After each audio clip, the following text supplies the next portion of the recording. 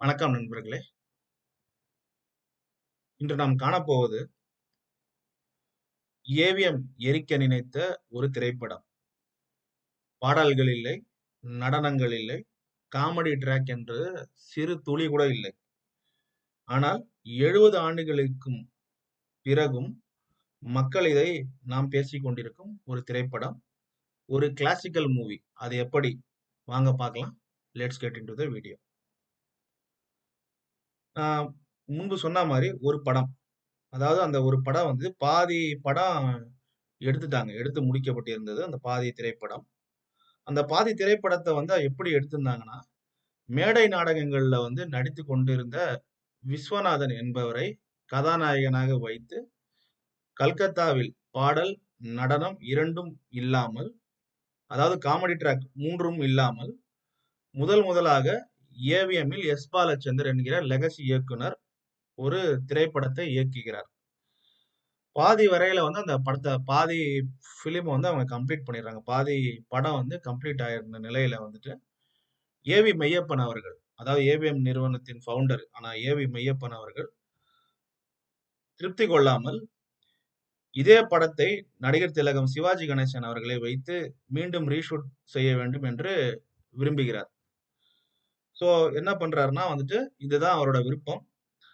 அப்போ வந்து அதற்கு எதிர்ப்பு தெரிவிக்கிறார் டைரக்டர் எஸ். பாலச்சந்தர் அவர்கள்.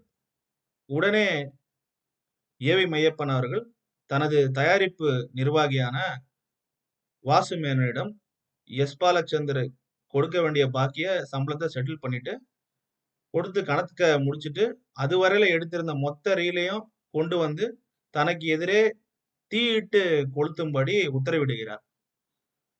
சோ என்ன செய்றாங்கன்னா வந்துட்டு, அவங்க படத்தோட இத அவருக்கு புடிக்காம, ஒட்டுமொத்த ரீல்ஸையும் வந்து ஐ மீன் அந்த ஃபிலிம் ரீல் அண்ட் ரோலையும் வந்து கொண்டு வர சொல்லி, வாசு அவரது தயாரிப்பு அசிஸ்டன்ட் கிட்ட வந்துட்டு, இவரு எஸ். பாலச்சந்தர்ட்ட அவர்ட்ட சென்று இதை கூறுமாறு காட்டமாக ஒரு உத்தரவை பிறப்பிக்கிறார் ஏவி மெய்யப்பன் அவர்கள்.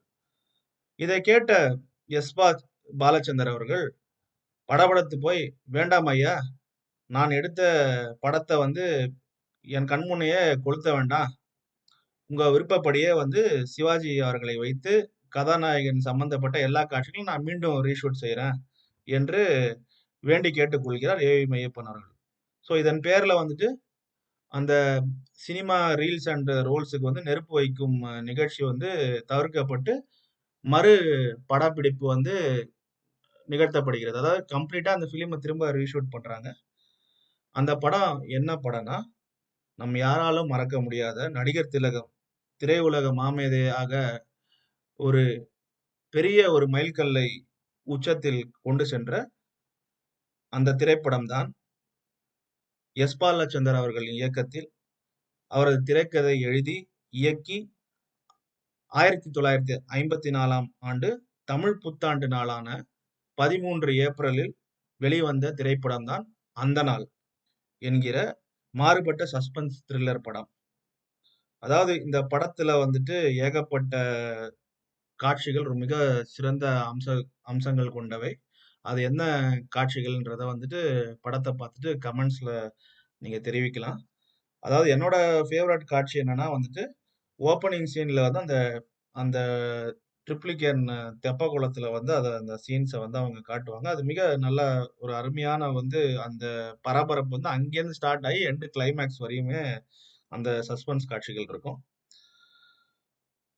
2வது வந்து பார்த்தீங்கன்னா வந்துட்டு, அந்த படத்தோட முதல் ஹீரோவா இருந்த வேண்டிய கல்கத்தா விஸ்வநாதன் அவர்கள் யாருன்னு பார்த்தீங்கன்னா, பிறகு பாலச்சந்தர் இயக்குனர் சிகரம் பாலச்சந்தர் அவர்களின் இயக்கத்தில வந்துட்டு 3 முடிச்சு என்ற ஒரு திரைப்படம் வரும். அதுல வந்து ரஜினிகாந்த் அவர்களின் தந்தையாக அவர் நடிச்சிருப்பாரு.